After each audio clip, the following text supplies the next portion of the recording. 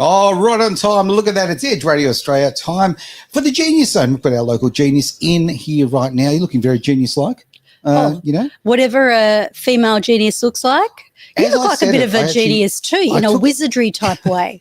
As I said it, I had a moment of hang on. I think of genius. I think of Einstein. Okay, you definitely haven't got the hair. Please definitely don't tell me I look like him. No, you're okay. You are looking fabulous. Okay, so I take back that whole genius thing. Great to see you, though. Really ready for a great show. And with that, are you ready to dive in with today's subject, which is it's written there in the title. So it's breaking soul ties and awakening your leadership. Big call. Look at you go. Interesting. Now, people might just get a bit confused here. Did you get confused about the title scenes that we did soul contracts last week? When I saw it, I thought, have I messed something up here? But no, I just checked. Yeah, so soul contracts and soul ties. So soul ties is moving along on the next spectrum of relationships. Okay. And what it means to be caught up in these codependent relationships and, of course, with the energy of carrying other people's stuff. Oh, okay. I'm an expert at that. I tell you right now, I could have a whole carousel full of it, other people's stuff. Really good. I'm just picturing you walking around with this shopping trolley. Oh, yeah. And, you know, naming all the people inside the shopping. Oh, that's this person, that's Veronica and Dallas, and this is Rob and I shouldn't say names in case they actually exist. These could be accurate names. Yeah. You never know. But no, soul ties, seriously. Really an interesting topic. Okay. And another one that came along down the track when I was studying neuro-linguistic programming and recognizing that when I was taking people back and releasing them, most people have got trauma and they've got things that they're struggling with as a result of relationships. No. Jeez. So, yeah. I just had a relationship conversation earlier today. What's going on, honestly? Can't we get away from it on radio? Things? It was not on radio. So you can talk about it? I can. It was very private. It was private. So why not? Yeah. Let's throw it on radio. Well, we are sitting in the slightly darker room today. I didn't turn the big lights on. I don't know if you noticed that. I did just then. I thought I'd make it dark. But you're doing everything here, Aaron. Yeah, well, no, I want to be dark and mysterious today. Okay? Okay, that could just be covering up the fact that I forgot to hit the switch. But, you know, I'm feeling all right about it. I like it. Okay, now let's talk about this. So with your relationships here, where do you want to take this? Where, actually, before we even go any further, it's great to see people jumping online already. Wonderful to see that. Of course, if you've got any questions, any comments, do not be shy. We are on all sorts of platforms, and some of them we'll see right now, some we'll see in the future. So definitely get your comments forward, and we'll go with that. All righty. And, of course, you've got them all up close and personal there. So we will answer your questions. Do you feel that you have a soul tie with someone? And do you want me to go through that before you head over with your relationship? No, definitely go into yours first. No question. Okay. So when you are suspect that maybe you have a tie with someone, you are obsessed by them. Now, if you're not obsessed by them, it doesn't have to be an obsession, but it can be where you're dominated by another person in one way or another, unless of course, it's a soul tie through intimacy. Okay. So did you know that anyone you have been intimate with, not only have you got a soul tie with them, but everyone they've been intimate with? No. Clean up all four. It's not about STDs. It's okay. Okay, so you can't catch an STD through a soul tie. You clarified that one. Oh, dear. Get out the wet wipes. Okay. But yes, so soul ties are actually quite serious. And if you are really in control, like somebody has control of you in the way that you're obsessed by them and you've given them control. You feel like you've given over control. You might be obsessed by them. You may have picked up a lot of their mannerisms. It may be even around, I was looking at this today, Stockholm Syndrome. Oh. That's a big one, right? Oh, look, I've just seen the first comment come up here, and this is just magic. a mental STD, maybe, with a bit of a laughter. I love that. Spot on. Thank you love for that. that. Inferno Insomnia. That is a great comment. Love Especially for radio. Oh, perfect. Yes. Yes. So, the fact is, obviously, we'll have some questions here a bit later. Mhm. And, I'm sure that the questions I've asked my community, I've said to the community, come on in with your questions, Right. and they're probably going to be more around, well, what do I do about it? Sure. What can I do about a soul tie that I no longer want? Some people might be resistant also on the other side of the coin if they're still in love with that person. Right. And, they think of it as, well, maybe I want to keep that soul tie. Ooh, You know what I that's mean? just- Even if the other person doesn't want to. But it is a free will. Like we talked about free will okay. as well No, last week. Okay, I can understand when someone, like, you can still love someone. Like, I've got people in my past who I love very much, but I'm certainly not in love with them. It's quite a massive distinction, right? Like, I care about them. I hope that life goes well for them. Yeah. I never want them back in my life in any way, shape, or form. Thanks very much. Yeah. Well, apart from, like, at friendship level, I guess, I suppose would be okay if that was viable. Yeah. But yeah, the distinction between, I guess that's that intimacy switch, I guess. I don't know. Yeah.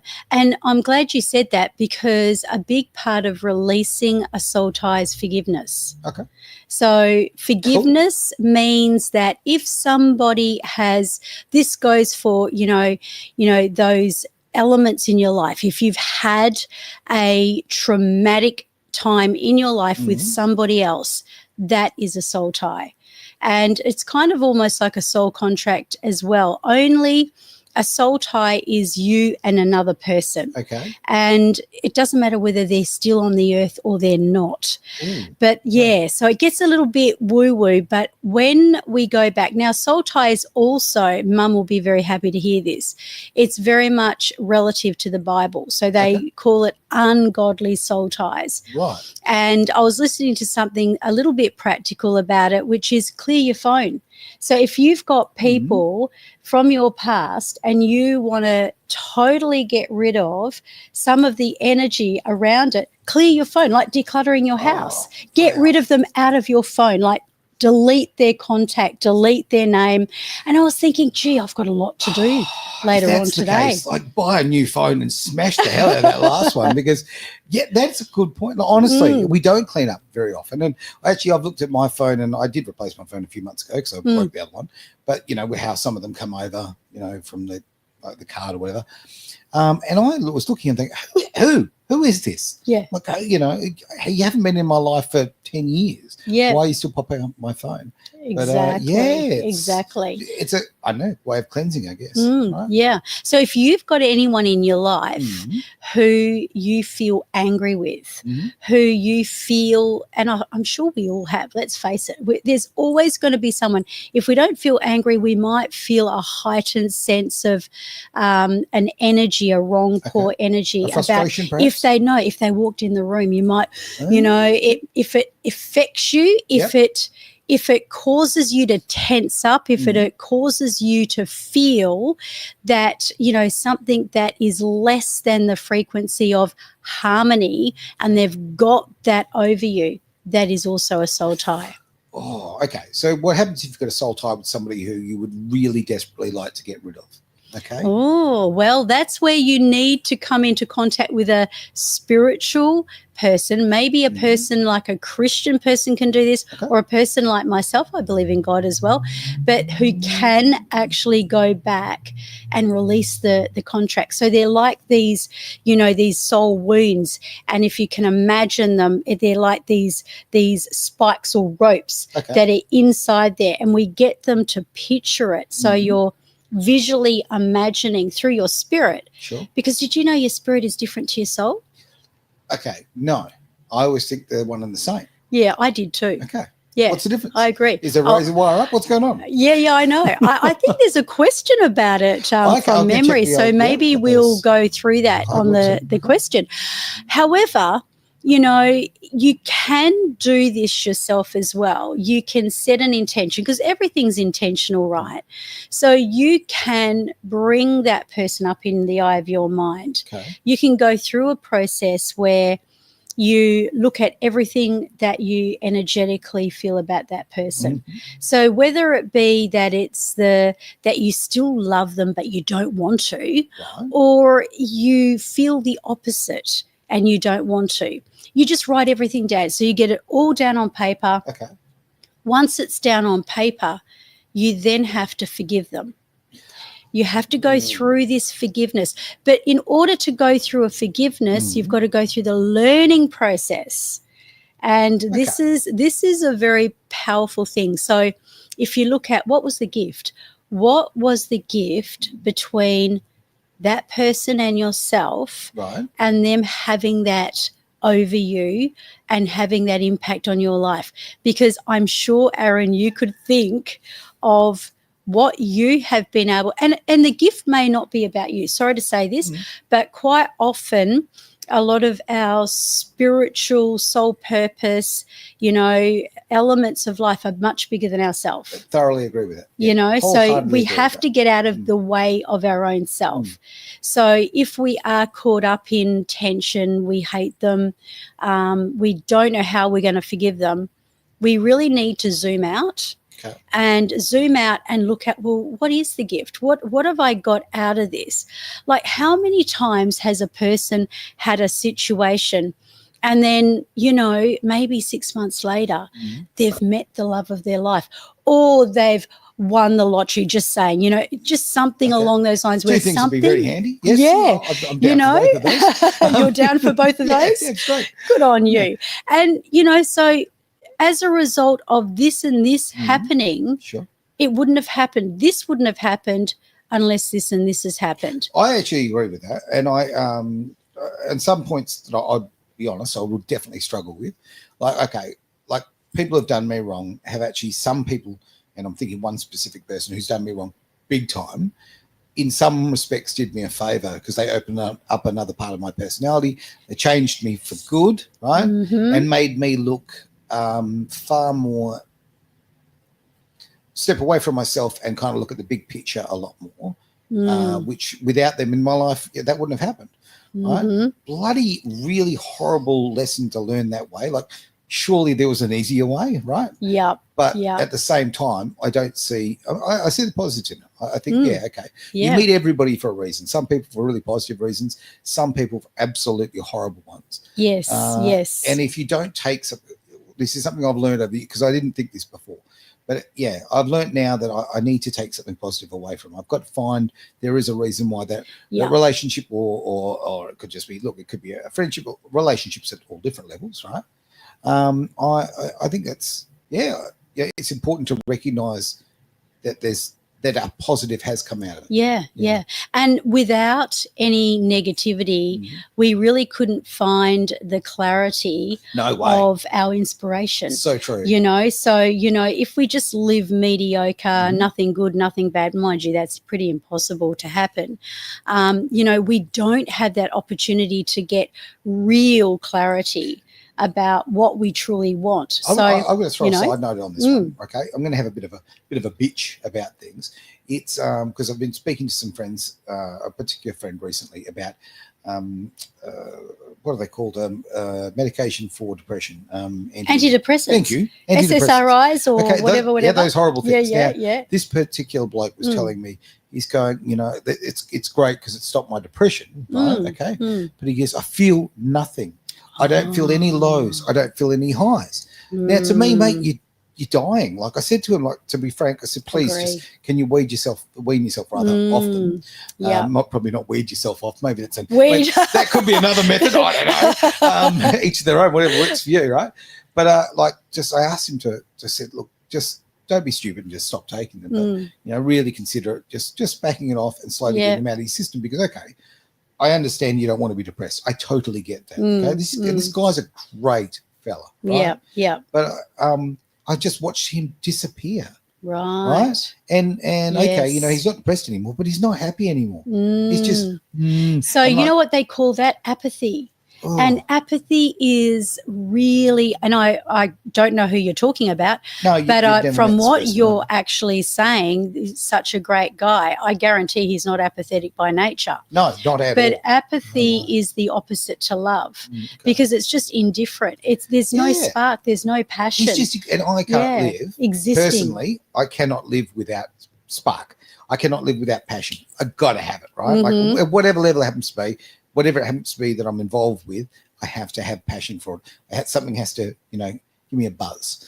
Right? Yeah. And I thought he was very similar in that respect. In Mm. fact, quite frankly, I thought he had it together a little bit more. He's very, very good at being empathetic, and I've known him for a very long time. And just a great human being. And because of horrible stuff that he's gone through, right? Yeah. He's a male victim of domestic violence. Okay? Right. Okay? Yep. And sustained domestic violence over many, many years. It literally beaten his personality down. So when the relationship ended, he went into the doctor. The doctor's, oh yeah, you need these, right? Of course. Let's talk about the problems. No. Here's a big bunch of pills that'll fix you. And man, And he lost himself. he's gone. Oh, And that's I'd sad. love to say he'll come back. But he Yeah. has to get off that. You know what? He wants to feel numb, though. I mean, see, this is the reason. Did you know that this was one of the big reasons that teenagers cut themselves? Yeah. Because they do get numb, or they're in so much pain by cutting themselves. Yep. It takes away their feeling of their pain that is mental, emotional. So they put physical pain into themselves to dull it. And so medication, as you just said, is actually making him very, him or her, apathetic, numb, and it's not so comfortable. I mean, it just means there's no fire in your belly. But life needs a fire in your belly, right? So you've got to have, you can't have a front without a back. You can't have a top without a bottom, right? Yeah, so you can't have happiness without sadness. And That's right. Yeah, I don't want Exactly. anyone living in sadness, okay? Your depression is a horrible thing. Yep. Been there, done that, got the T-shirt, right? You got the And I'm telling you right now, it's not a great place to be. And people self-medicate, people do all sorts of silly things, right? Yep. Because you try and do what you can with what you've got. Yes. But absolutely. in too many cases, the doctor says, hey, because the doctor gets kickback. It's a financial incentive. She's financially incentivized to give you the drug. So this is wrong. And this is not the first friend I've seen go down this path. Yeah.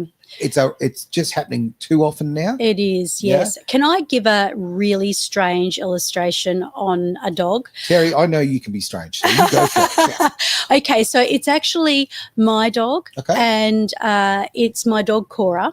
Okay. And if people watch my stories, this time last year I was walking her every single day. Okay. And circumstances changed, but she wasn't always my dog. She was my daughter's dog. Right. She brought her home, and I said, no, we're not having any animals. But I touched this dog and I literally felt a soul tie with her. Oh, wow. So there was this connection. Gotcha. Now, she's a rescue dog. Right. So she has a lot of anxiety. Right. And the anxiety is so high that she gets into fight and flight. Right. So if she sees other dogs, she'll attack. Okay. And it's because she's anxious. But she's not a harmful dog. She's a black dog. So sometimes people get a little bit, concerned. Attack, I mean, what does she do?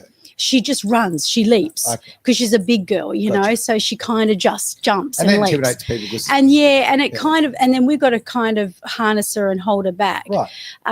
But she's got a gorgeous personality. People ended up calling her my NLP dog because she'd sit into my sessions and she did change. She changed toward humans. So she became really, really comfortable around other humans. That's cool. So it was just dogs. But here's this. Just in the last 7 days, 7 days, fresh as that, she's been put on, wait for it, Aaron, antidepressant medication. Oh. And you know what? She's numb. She's lost a spark. She's now just a walking zombie. And I just don't even know. I don't know whether I can face up to seeing her. Now, if my daughter watches this, she might get upset. But believe you me, this is just a fact of life. And I know that she was very apprehensive.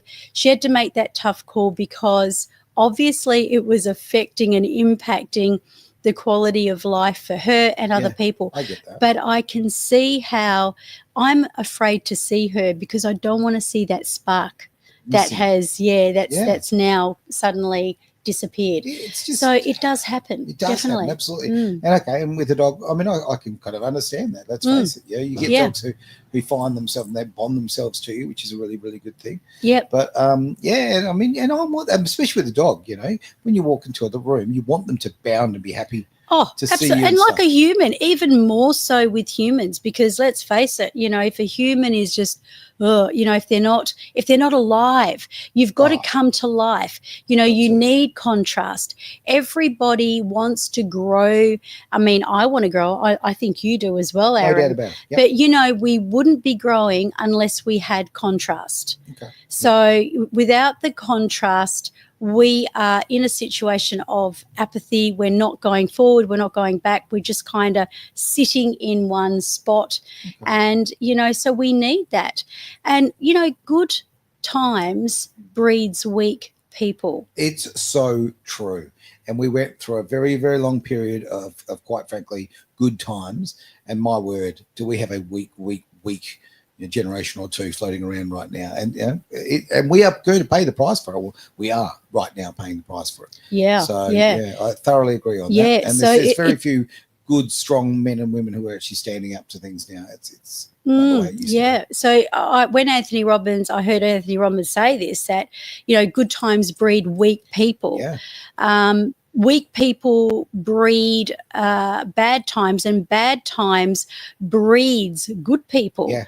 That then moves on to having a better life. So it's quite interesting how it goes. I'll say something controversial about this. Mm-hmm. I think we've just seen an election in the US, which might actually be a very good example of this. Oh, yes. When you've seen very weak people, I mean, you know, obviously Biden and Kamala, just horribly weak people. I mean, they're just puppets. I agree. They're just puppets, right? Yeah. But yes, and you know, whether you like Trump or hate Trump, as I've always said, just judge the man on his actions, not his words. Passion. You can't take away his passion. You can't. And that, let's face it, is a great business person. Exactly. And a great business person is more likely to be able to talk a country out of going to war than someone that's a little bit like, you know, wishy-washy. Oh, absolutely. You know, like sometimes you need diplomacy, and other times you really need a threat. Sometimes you've got to slam your fist down on the desk, right? Absolutely. So there are times for everything. Shall we jump into the questions? Let's do that.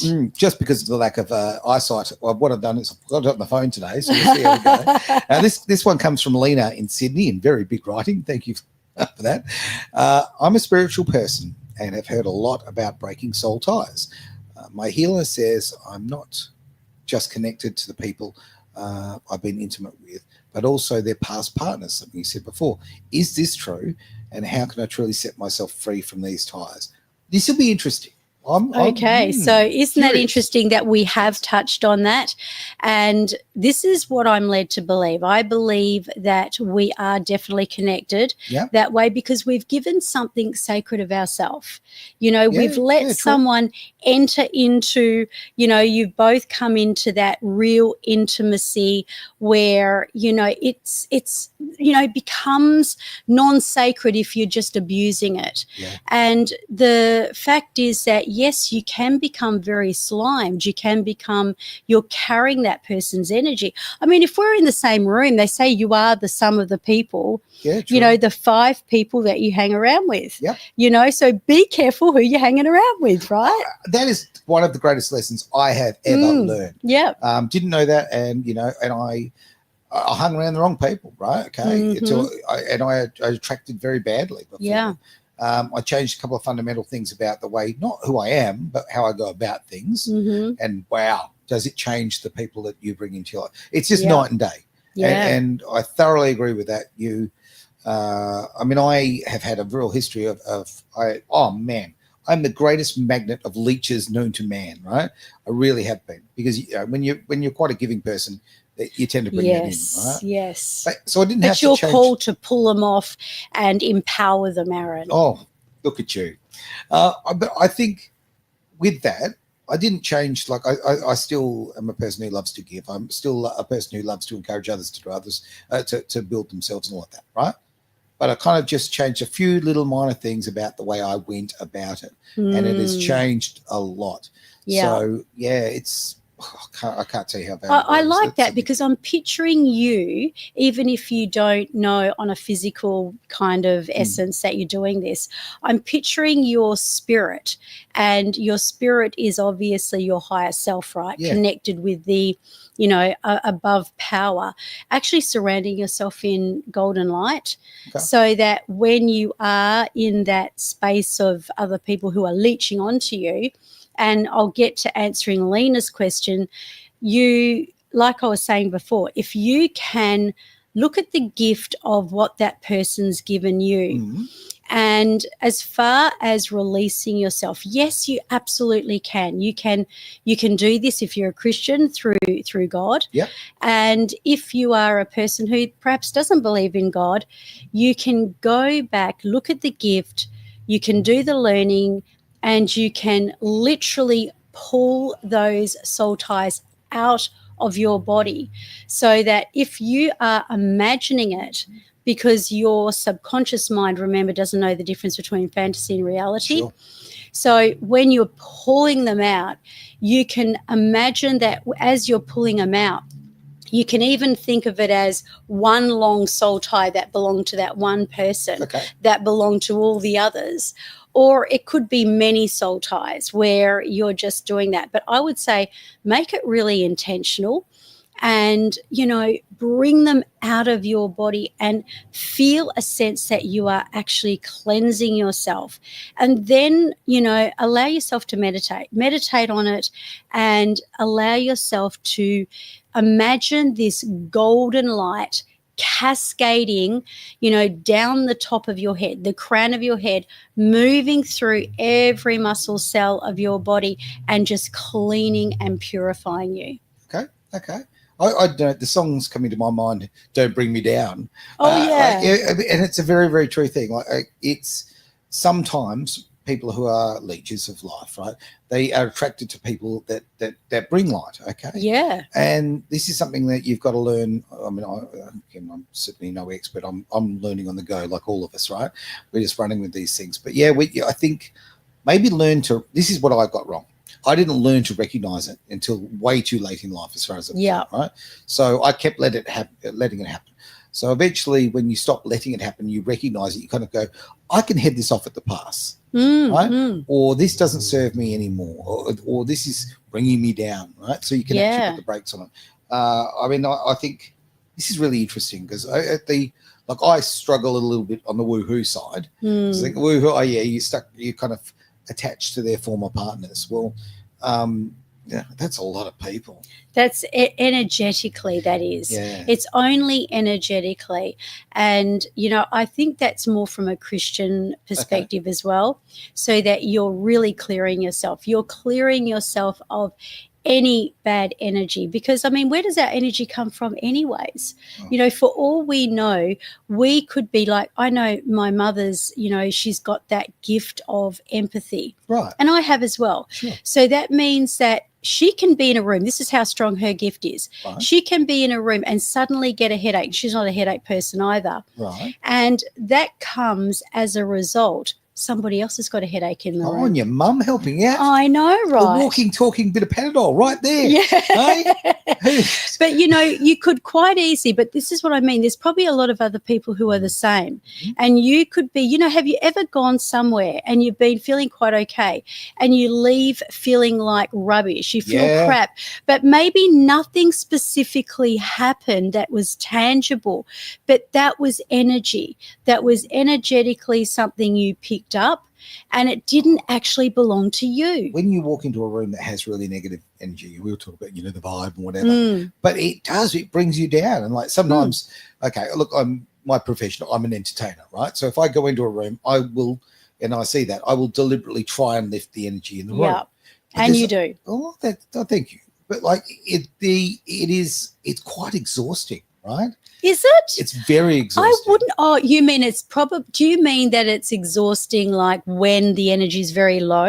Yeah. Oh, yeah. No. Yeah, If you walk into a great circumstance and the energy is fantastic, no, that's great. When you walk into a place where the energy is quite low and you feel an obligation to lift it, right? What happens is, I'm not going to speak for myself, but it's not true.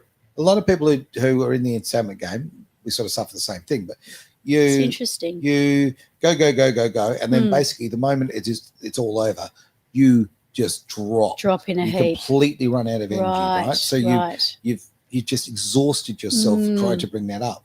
Yes, So it's almost like your soul. That's a soul contract, right?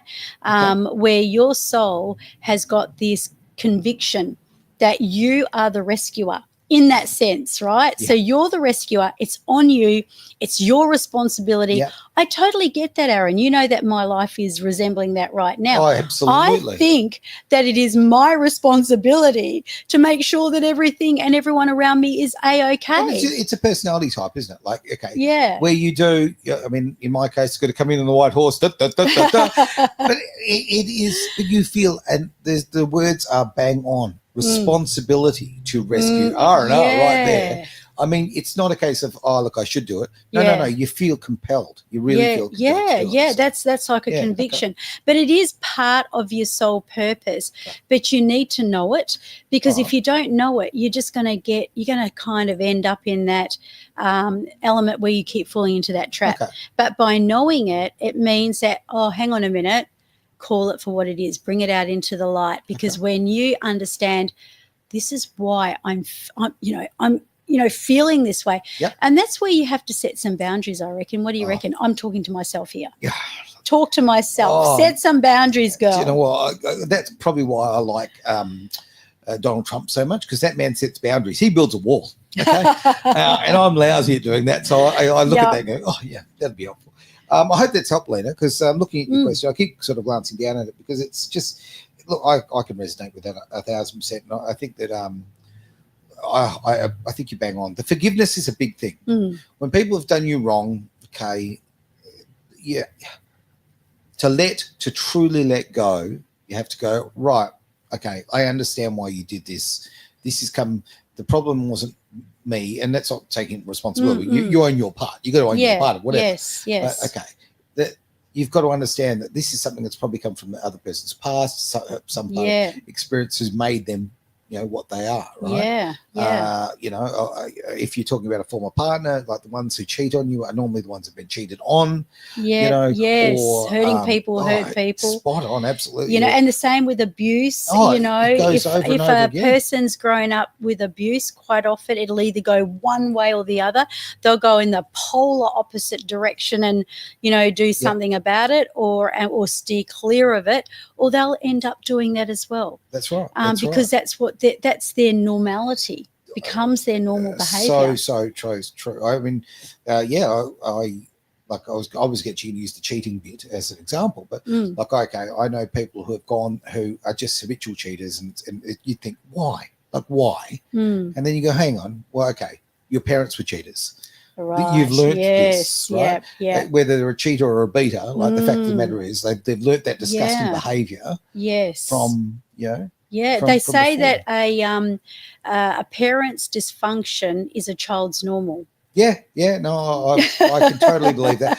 The government departments and that, they lay a stat on it. They believe that 30% of abusers go on to abuse. Right. I don't actually believe that's accurate. I think that it's a bit of funny figures. But I would sort of say that there is obviously a percentage that go and do that. I think that if people actually deal with their own maturity, they kind of look at what they've seen. Like, okay, I look at what I saw growing up, and I'm not going to go my parents by any stretch, okay?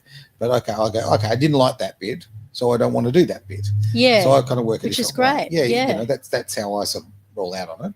But you can't help also learn behavior. Learn behavior is learn behavior. You've seen it, you become that. So, and then sometimes it can be subconscious. Like, because I'm in the subconscious game, I find myself going, oh, that's my dad, or oh, that's my mum. And then, but at least, I can acknowledge it. Yeah. And I mean, they've got great traits, but like everybody, they've got their setbacks as well. Everybody. And, you just go, I don't want to do that. No. I just don't want to go down that same road and make those, there might be small mistakes, but, you want to be able to do something about it. That, in fact, do you know soul ties are quite often between parents and their kids as well? Oh, really? Oh, okay. yeah. Okay. Yeah, especially if it is either where there is that codependent or there is the opposite. So, you know, there's this pain, hurt. So it does cause some human curiosity. Yeah, okay. Some human fascination, Okay. and then that's where the whole fantasy, and then that becomes an obsession. Wow. That was a big one. Oh, jeez. We might have to leave that one alone. Down for that. Hey? All right. Well, we'll jump to our next question. I really hope we helped out, Lena, because it's just important to have these conversations, right? Absolutely. Because at whatever level, these subjects have got to resonate with everybody. We've all got experiences. We've all got, whether it be a parent, whether it be a former relationship, a friendship, it could be an intimate relationship, whatever. Like, let's face it, we've all, like, you know, I jokingly say, but I kind of mean it. You know, I've got more baggage than Heathrow, right? Okay. I mean it, like, geez. And I would be very happy to just to have the hand like. Is that why I take my biggest bag even when I'm going away for 2 days? It's like I can't fit everything in there. Yes, in a word, right? But we're all work in progress, and the more we talk about things, right? This is the big thing. Sorry to just jump sideways for a bit. Last week I went to an event for International Men's Day, right? Walked away really angry, to be absolutely honest with you. Good on you. With a fire in your belly? Total fire in my belly. With the grrr? With the grrr going on. Because, you know what? Okay, it was supposed to be this important day where men got to talk and we talk about what was going on, yada, yada. And I thought there was going to be a question and answer. And I really thought it was going to be a powerful, important thing to do. I met a couple of amazing people, but only because I went out of my way to go, I heard what you've got to say. I'm going to go and seek you out. Otherwise, the event itself, pathetic. All it was patting each other on the back and just virtue signaling 101, right? It was just really annoyed me. So what I'm kind of where I'm going on this is, okay, International Men's Day, which was just like barely mentioned on the mainstream media. No one really talked about it. It shared the day. I mean, this is how important International Men's Day was, right? It shared the day with International Toilet Day. Oh, yeah. Oh, no. I mean, honestly, if you... Oh, no, and you noticed. Oh, I noticed. You noticed. I noticed, yeah. You noticed. So, but you're really fired up on this because this is this is what you see. So you're going to notice it. So I don't like to use the word expert because Ian's got a theory about experts. Right. Something about they get under pressure. Something happens anyway. I can't remember what he says. But you do become the ambassador. You do. You are. Look, to me, it was an important thing just to basically, I wanted to go there and for men to talk, right? Yeah. And that's kind of my point. What we're doing here, male, female, whoever. Were they too fluffy or something? Were they not like getting down into the truth and really allowing them to speak? Because, the biggest thing here, right, is that if you're going to be able to bring people out and allow them to share, you've got to be able to prepare to share and, bring it, because otherwise you're just covering it. You're covering it up and you're keeping it in the darkness. I agree. And, that's to me is woo-woo. Well, this is just too much of ticking boxes and saying, look what we did, aren't we good? They had 4 men, 1 MC and 3 speakers. One speaker was amazing, resonated with him, a gentleman in his 70s who he really understood masculinity, right? Really understood the core of it, the gentle side of it, right? Okay. The other 2 were in their 20s, and they were, and I'm going to get hate for this, but I'm going to lay it out there. Both didn't know S from C. Oh my God! Both of them came from single mother households. I'm sorry, if you want to teach masculinity, that's not the place to learn masculinity. I'm sorry, right? Not positive or any negativity or whatever, any kind of masculinity. You're not going to learn it when you go, okay, and you've got only mum at home. And you go to school and there's no male teachers. You've got no men in your life except for maybe your sporting coaches. So quite frankly, I found them that everything I don't want to know about masculinity. Right. So that really triggered you, which is in a good way. Yeah. Well, because it's a good way that represents your sole purpose. It fires me. See, this is it. To teach, like I can teach. To have the conversations with people that are the real conversations, the ones that we really should be talking about, right? Like, the genuine masculinity. What's so good about masculinity? Like the wonderful things that we do as men. So it really upset me. But Anyway, But I'll you know, go too far men off. have a masculine and feminine Of course we do. as well. Yeah. I mean, this is something I've got a meditation on it actually, Right. where it's feminine and masculine, and it's the left and the right side of the brain, and one's the creator and the other one's the logic. And then, Right. you know, when you kind of can bring them together as one, that's kind of synchrony. Not to say that we can ever do that, because perfection just doesn't exist in our world. But I've got a question for you. I know you got the next question coming, Yep. but what would you suggest to a young male growing up Yep. that is sort of being raised by a single mum? Maybe it wasn't her fault Oh though. man, So absolutely. what This would you isn't say it's that not a to do? criticism. It's Yeah, not a criticism. yeah. Okay, I know it comes off as one. If you look at all the stats, right? Okay, and I'm sorry, this is just facts. Okay, the stats show it very, very clearly. But a child raised by a single mum, okay, has disadvantaged left, right, and centre. Okay, And same as vice versa. They No, need their mum and dad. But the silly thing is, statistically, you have you have the same level of chance of success in life if you're raised by a two-parent family or a single dad. Wow. Yep. Can you tell me more about that? I can also tell you that if you're raised by a single mum, you are. Now, it depends on the stat, because there's several different stats on this. Yep. But you are typically 27 times more likely to end up in prison. Oh, that's interesting. There's a massive number of that you might go into drugs or alcohol. All that kind of thing. Now, this is not a criticism of women, right? Okay, this is a criticism of the system and all of this sort of thing. And then and some women deserve to be, you know, hauled through the coals on this, or coals rather. But okay, it is a fact. This is the problem. In this sort of world, it is not too much masculinity that's the problem. It's too little. Right? Yeah. It's too little. So when you're raising someone and they only got mum at home and only got women at school, all that. So I understand for women who are in a situation where they don't have any other option. Right? Yeah. Totally get that. So here's how you fix it. Okay, it's pretty simple. Come on. Okay. Come on. Get involved with sporting teams. Get involved with organisation. Now, if your kid's not particularly sporty, no worries. Maybe they're into gaming, okay? Then get them involved with a bunch of blokes, okay? Men need men. Women need women. Yeah. Right? Okay? Yeah. It's really that simple. Yep. It's just, okay, women and men, when we work together, we are the perfect pair. We can get that's what closest to God perfection. created, isn't Spot it? on. You know, Adam and Eve. Yeah. Not Adam and Phil. That's right. I thought you were going to go Adam and Steve. But there you go. I had to say something else. The problem is, you sit here and I have this conversation all the time.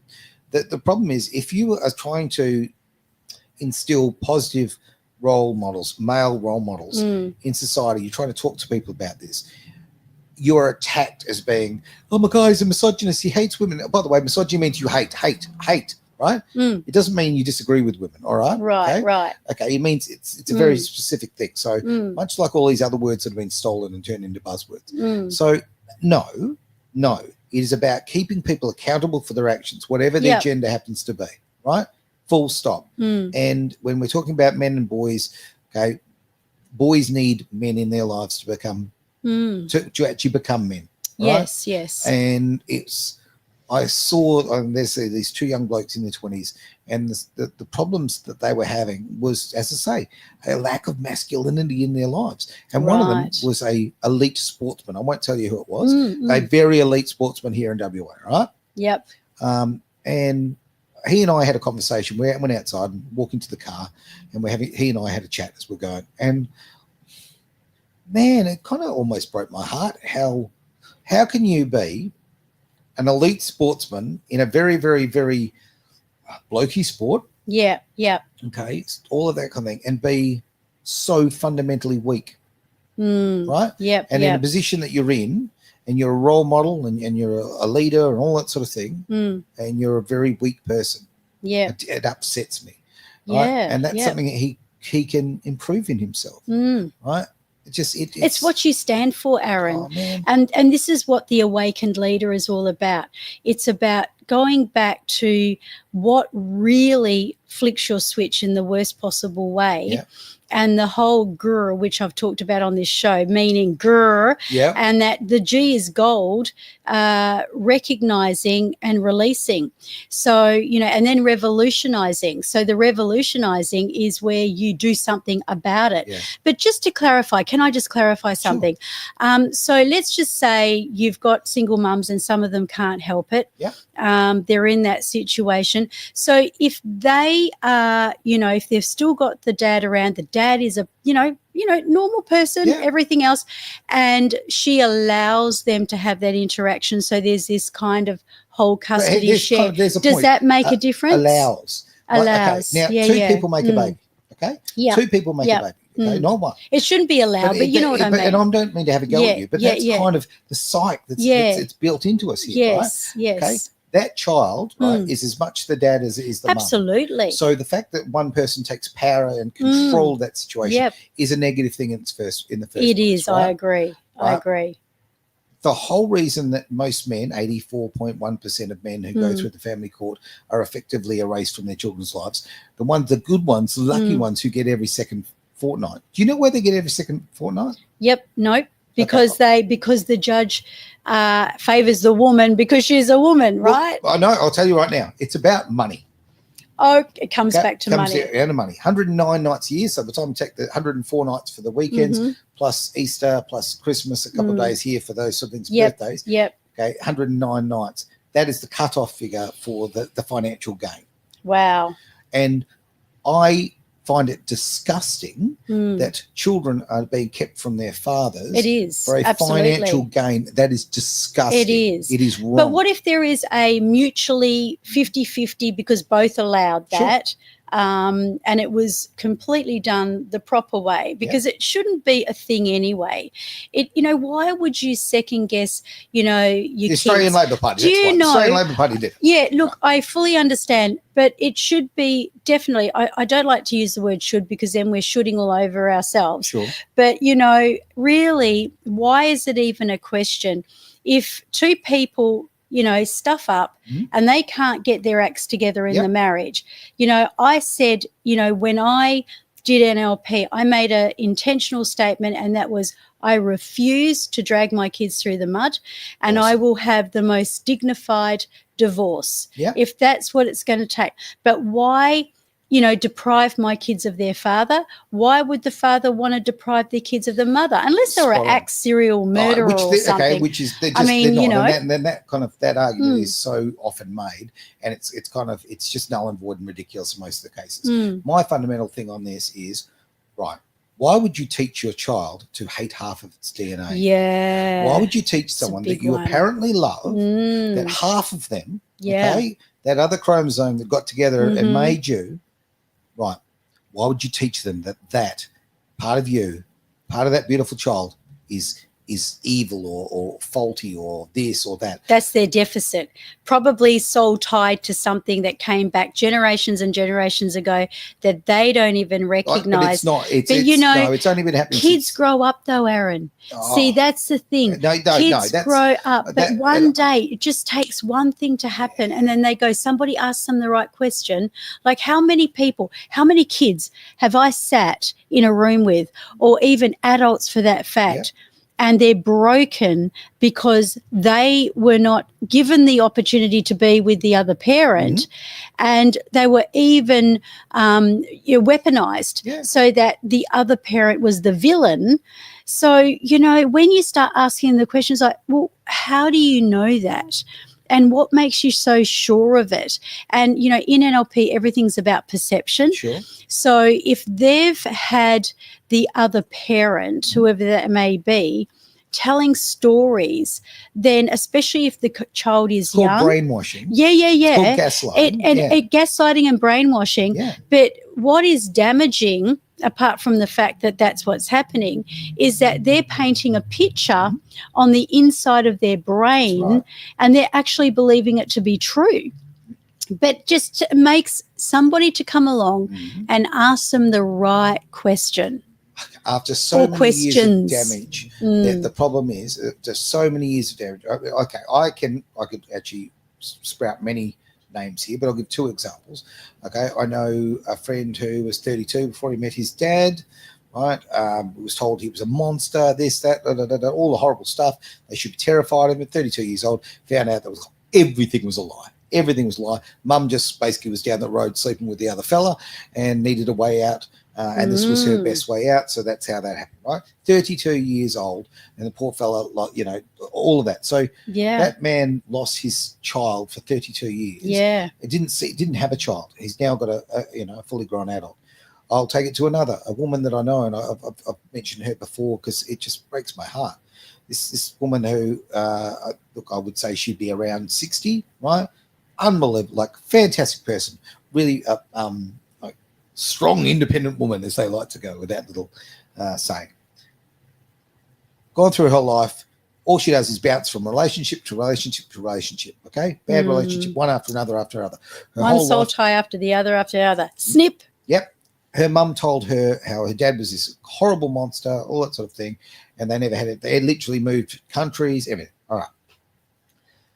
Now, that woman in her 60s, early 60s, found out that her dad had just passed away, right? So she never, ever got to talk to him about it. Anyway, but she did go and speak to the relatives. The whole thing was a lie. The whole thing. The man was nothing wrong with the fella, right? Okay. He's not perfect, but okay. Yeah. But 60 years of her life being ruined and her having all of these, because she was seeking something, wasn't she? So in these wrong relationships that she's having, she's seeking something. That's right. This is so wrong. Like, that's the soul contract. No matter how much you hate your spouse, okay, your ex-spouse or whatever, and hate's a strong word, but like that's how a lot of people feel, right? Yep. How can you hate your children more?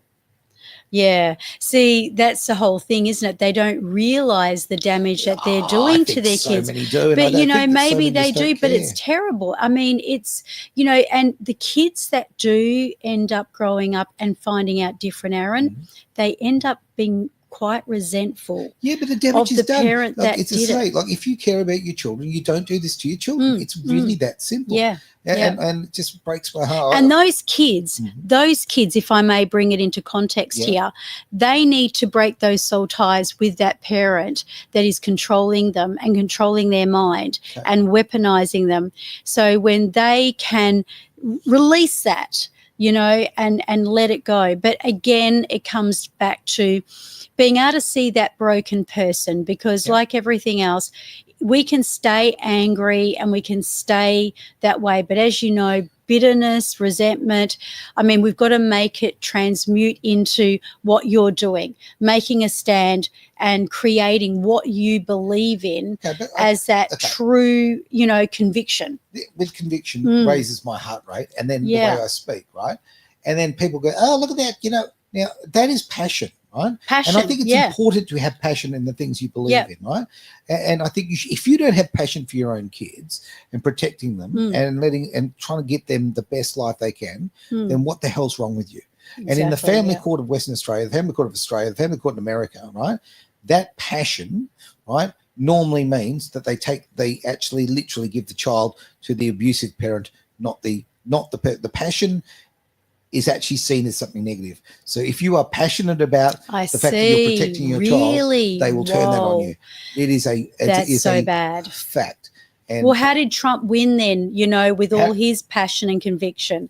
Because, you know, it's the man or the woman that stands with the most certainty, isn't it? Oh, so that certainty, when the more stronger you are, the one that's has got more ammo within them. Yeah, but look, Trump won because, quite frankly, I absolutely understand what you're saying there. But Trump won because people are not idiots. Okay, people know what a woman is. Okay, people know that women. Men should not be in women's sport beating up women, right? It's wrong, right? People know this. People don't want, men with dresses walking into their daughter's change rooms, okay? That's why Trump won, because they're sick of the lunacy of the left, right? People have had enough, and it was our American, their time to stand up, as we need to do in the election next year. We need to stand up against this lunacy and say, enough is enough. Yeah. It is our time to slam our fist on the desk and say, no. I'm aware what a woman is a grown adult female, right? Okay, I've seen them. I like them, right? I hope we don't go into Facebook jail after this, Aaron. Oh, we may. It's a lovely place. I spent much time there. I have spent a lot of time in Facebook jail as well, let me tell you. We've been very, but, very this is what you call freedom of speech. Yeah. And it all does come back to soul ties and soul contracts, which we were talking about last week. But guess what, guys? It's the contrast, as we said in the beginning, and those bad times that make great people. Thoroughly agree. I'm going to just throw one question at you, if I may, from one of our lovers. There's a couple here, but we'll see what we can do. I'm going to go quickly. Michael, all the way from LA, a long way away. Now, I want to attract a great partner, but I feel I'm stuck in repeating the same old patterns. How can I use NLP to break free from this cycle and create healthy relationships? I picked this question that's come up. Good on you. Because of the fact that it really ties into what we've been talking about. Yeah, it really, really does. Yeah, so, okay, it's not about the event. So, for example, if you've had a situation happening with your last lover and she ran off with someone else, for example, and then before that you had another person and they just kind of abandoned you and ran off, or you had another one and they were doing something else. Yep. It's not about the story. The story is not significant in this realm of neuro-linguistic programming, subconscious and soul ties.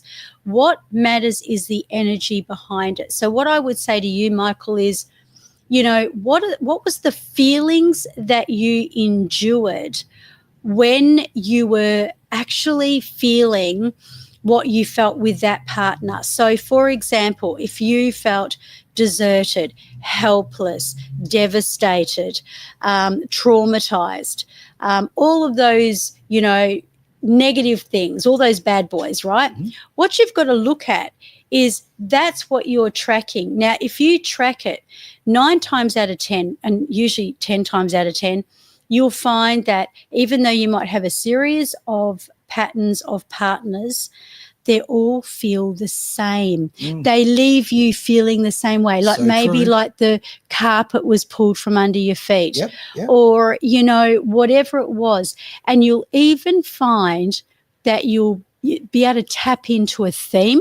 Okay. Where maybe even other people have done that to you, and it resembles the same thing. So what you've got to do is you've got to look at that, write it down, and look at the energy component of how it made you feel and what that energetically meant for you. And that's once you acknowledge it, so you're recognizing it, that is when you release it. So you say, okay, I release it, but you've got to learn from it, because the learning process is like the 17-year-old in the car. Right. You don't put a 17-year-old in a car and don't teach them how to drive and jump out and say, what, drive now? And they don't know how to drive. You've got to teach them first. They've got to learn, if they're bunny rabbiting, hopping down the road or whatever, or blowing up their gearbox or whatever's happening. They've got to be able to know what they did wrong. They've got to understand what was it that happened here, that we've got to go back to the beginning and go, okay, so this, if I had have done this, this and this, even though, you might say, well, that's rubbish, because even if I went back and changed it, if you change it energetically, well, if I had a lot more assertiveness, if I had a whole lot more boundaries.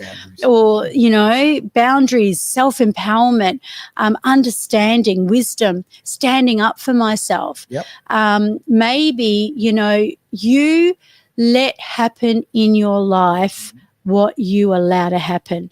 So if you tolerate something, whatever you tolerate, you'll get more of. So, Michael, it's time to stop. It's time to go back and recognize, release, and revolutionize. And when I say revolutionize, that is where you can say, right, I'm now clearing the slate. Those soul ties that we're talking about, we cut them so that the past is not dictating your future. All right, out with the scissors.